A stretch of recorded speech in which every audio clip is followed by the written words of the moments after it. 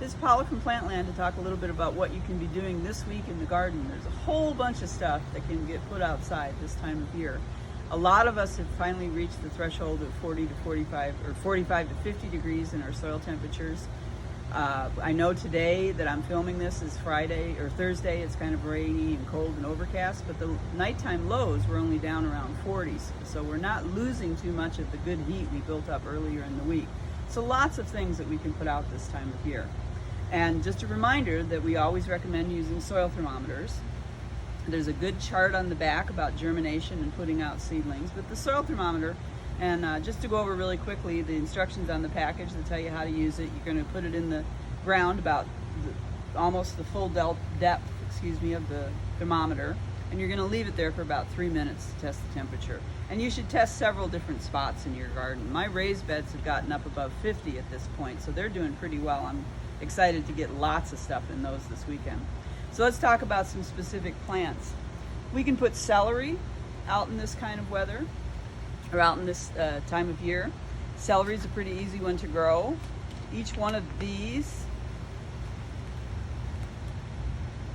is going to produce, this has got one stalk of celery here, one stalk, or a bunch of celery here, and one here. So there's 3 stalks of celery in this little container. So a 6-pack like this, you'd be growing quite a bit of celery. But of course, celery you can freeze and keep for cooking later.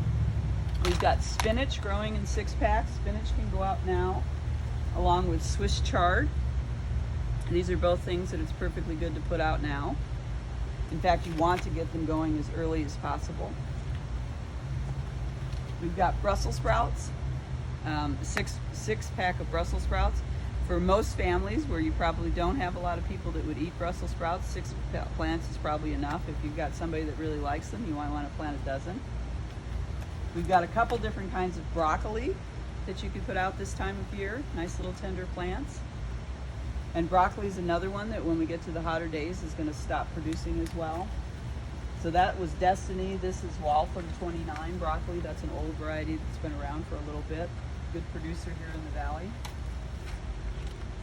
This is cauliflower, and it's what's called self-blanching cauliflower. Cauliflower is something that to grow it and get nice white leaves, you have to get or nice white head. You have to get the leaves and put them around the head as it's growing.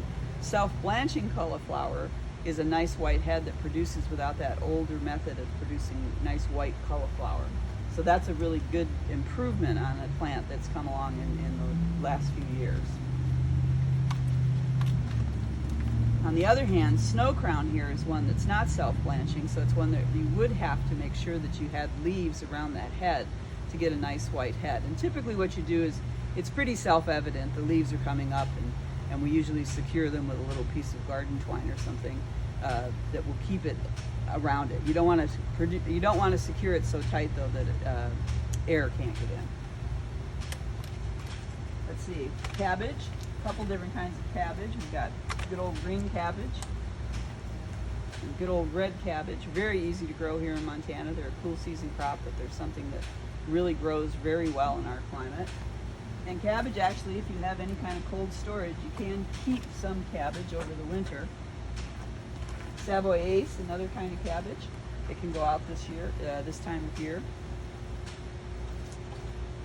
And we've got early Wakefield. That's a really good one for growing here. It's a good early season one. Grows very well in our Montana climate. And then we get, as we go down this further, all of those plants that are in 6 plants, we offer in individual 4-inch pots if you're really just interested in growing a little bit of any certain kind of produce. Now the other thing to talk about real quick with all these plants is hardening off, and we've talked about that in a lot of these videos. What hardening off means is you're going to take this plant before you've planted it, you're going to put it outside during the nice weather of the day, and then you're going to bring it in at night so that the frost can't get to it. And doing that toughens up these leaves, hardens them off. You're going to do that for 4 to 5 days. So you do have to plan ahead for planting things this time of year.